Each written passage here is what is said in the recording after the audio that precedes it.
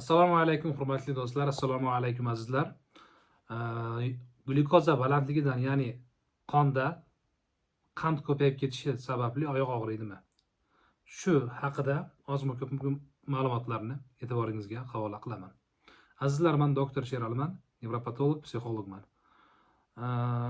Qand ko'tarilib ketish holati diabet kasalligi deyiladi. Ya'ni bir marotaba ko'tarilsa agar qand suv chayni, bu diabet kasalligi deyilmaydi, lekin oylar davomida, yillar davomida qand yuqori turib, yuqori qand uchun dori ichib yuradigan insonlar bilishadiki, ularda qand bor, sahr kasalligi bor, sahrni diabet.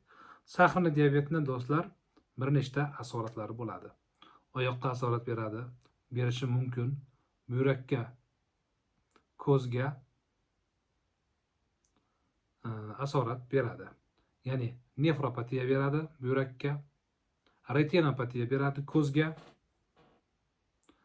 yazva beradi oyoqqa va neyropatiya beradi qo'l yoki oyoqqa. Agar sizda qand bo'lsa, qo'l oyoq og'riqlari, bir anemiya deydi, karaxt bo'lish holatlari bo'lsa, nima qilish kerak? Birinchidan, eng avvalo qandingizni norma qilishingiz kerak bo'ladi. Tamom. Eng asosiy ish shu. Agar siz qandingizni norma qilmasangiz, boshqa har qanday lecheniya vaqtincha bo'ladi yoki foydasi bo'lmaydi. Demak, birinchisi qandni normaga keltirish. Undan keyin dorilar boshlanadi. Antikonvulsantlar tavsiya qilinadi.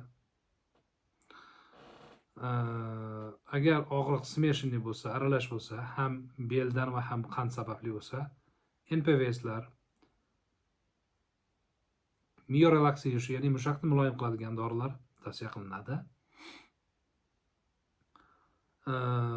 Alkogolli polineuropatiya bo'lsa, ya'ni qandi baland inson ham spirtli ichimlik ichib yurgan bo'lsa, spirtlikni mutlaqo to'xtatishi kerak bo'ladi. Undan keyin do'stlar,